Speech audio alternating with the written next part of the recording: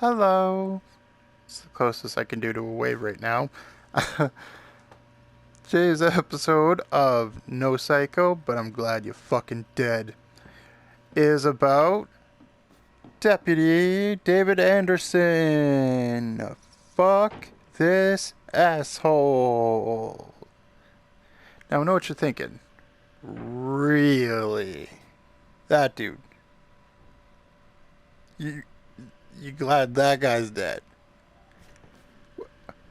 Why? I mean, why wouldn't you blame somebody like Mia, who is one of the first people to interact with Ethan? And literally, Ethan wouldn't be here if she didn't send him a message. Now, on top of that, she also liked tossing Ethan through walls, like say for example. And then there's also the slight matter of stabbing him a bunch. Like a bunch.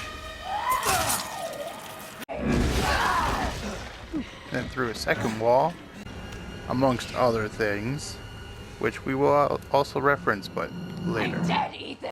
But Mia ultimately lives, so next person. So why don't you blame Jack? Doesn't he torment Ethan physically? And psychologically? Do I have your attention, boy? You're about to see something wonderful. Oh, fuck! Now, yes, that is very true indeed. But Jack and Lucas here actually die in the DLCs to other people. Him to his brother and him to Chris Redfield, so they don't count. What about Margaret? He does attack us with a bunch of nasty ass bugs. But you do satisfyingly get to kill it with fire. A monster though, behaving like a monster, so I don't really blame her. Mild spoiler ahead. I don't really blame any of them because they're all kind of under her mind control. And then you might be thinking, well, why don't you blame Evie then?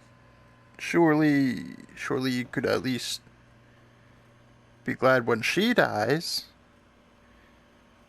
Mild spoilers for 8. Technically, she lives on through the mold. Technically. So there is that. And as also...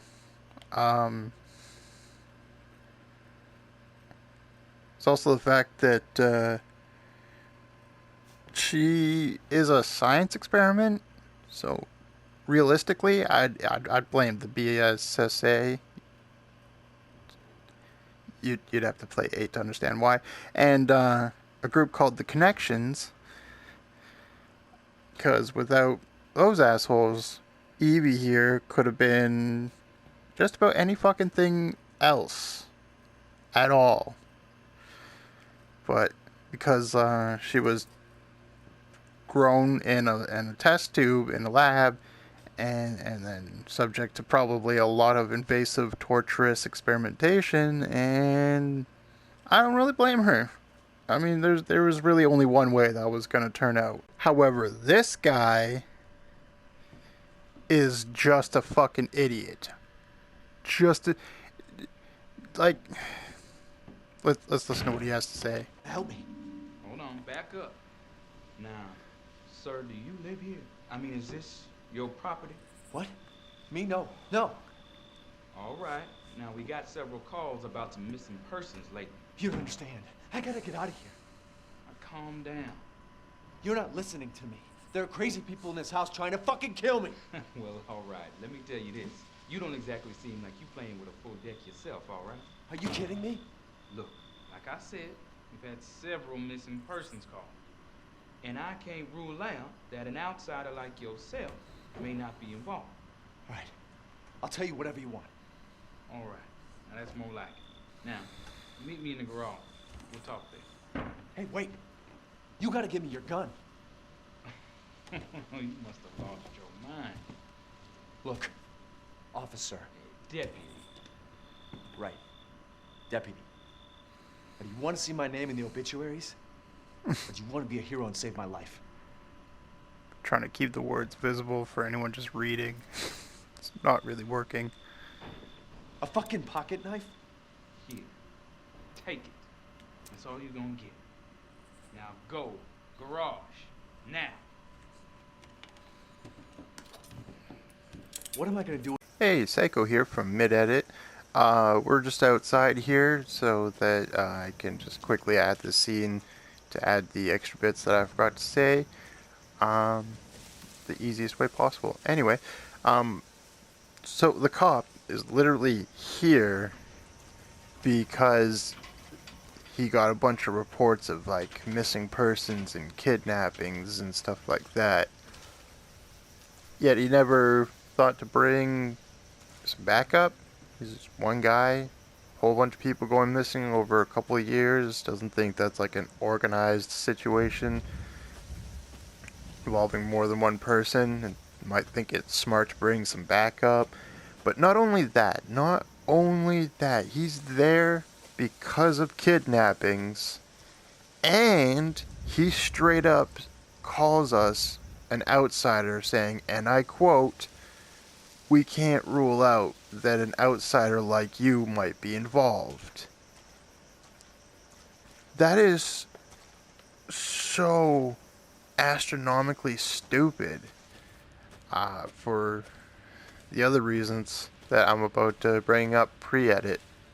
We don't look like we're dealing with a full deck ourselves. Oh boy. I wonder if it's my hand that was recently cut all the way the fuck off with a chainsaw. You know, maybe it was the fact that my hand was recently stabbed all the way the fuck through in the palm. Maybe it was the fact that my hand that was cut off is recently stapled back on. Maybe it's the fact that my eye was recently almost carved the fuck out of my face. There are so many grievous injuries that are so clearly visible, both when our hands were up on the windowsill and just like our face, like our eye was nearly carved out of our fucking face. But you can't rule out that an outsider might be involved.